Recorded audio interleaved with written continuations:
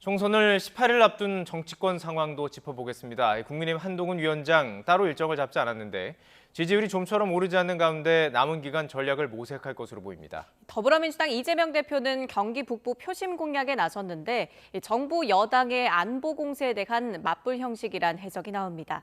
국회 취재기자 연결해서 자세히 알아보겠습니다. 강민경 기자. 네, 국회입니다. 네, 한동훈 위원장 오늘 별도로 일정을 잡지 않았죠? 그렇습니다. 한동훈 위원장은 오늘 공식 일정을 잡지 않았습니다. 주중에 수도권과 대구, 경북, 충남 등을 돌며 새몰이를 한 만큼 오늘은 밀린 당무를 처리하는 데 집중할 거란 전망이 나옵니다. 내부적으로는 고전하는 지지율 상승 방안을 모색할 걸로 보입니다. 한동훈 위원장은 오늘 공개된 한 언론사 인터뷰에서 현재 총선 판세에 대해 비대위원장을 맡았을 때처럼 여전히 9회 말 투아웃 투스트라이크라는 마음이라고 밝혔습니다. 그러면서 선거운동이 이제 시작됐다며 국민이 원하는 대로 맞추려고 발버둥 치고 있다고 말했는데요. 내일 선대위 회의에서 새로운 메시지가 나올지 관심이 쏠립니다. 이런 가운데 여당 내에서는 공동선대위원장을 임명한 뒤에도 한동훈 위원장의 원맨 리더십만 주목받는 데 대한 고민이 나오고 있습니다. 윤재옥 원내대표는 잠시 뒤 서울 서초을에서 경기도 부천 을로 지역구를 옮긴 박성중 의원 선거사무소 개소식에 참석해 지지를 호소합니다.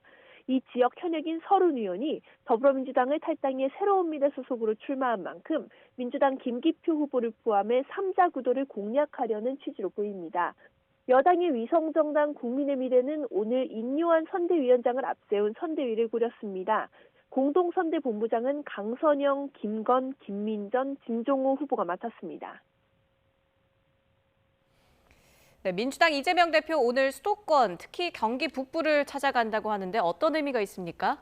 네, 이재명 대표는 경기 북부인 포천과 의정부, 파주를 잇따라 방문합니다.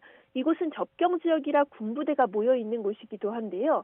이 대표는 포천 유세에서 민생은 완전히 파탄나고 평화는 전쟁 위기까지 가고 있다며 자유로운 나라, 평화로운 나라가 이제 국제적인 웃음거리가 됐다고 목소리를 높였습니다.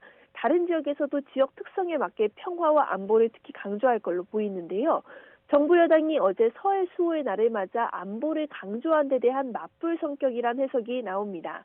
저녁에는 김포를 찾아갑니다. 김포는 국민의힘의 이른바 메가시티와 서울 편입 구상에서 핵심 지역으로 꼽히는데요. 여당의 전략대로라면 국토균형 발전에 문제가 생긴다는 점을 지적하며 김포 서울 편입론의 문제점을 부각하는 데 집중할 거로 보입니다. 이해찬, 김부겸 상임 공동선대위원장은 각각 충남 홍성과 서울에서 당 후보들을 지원합니다.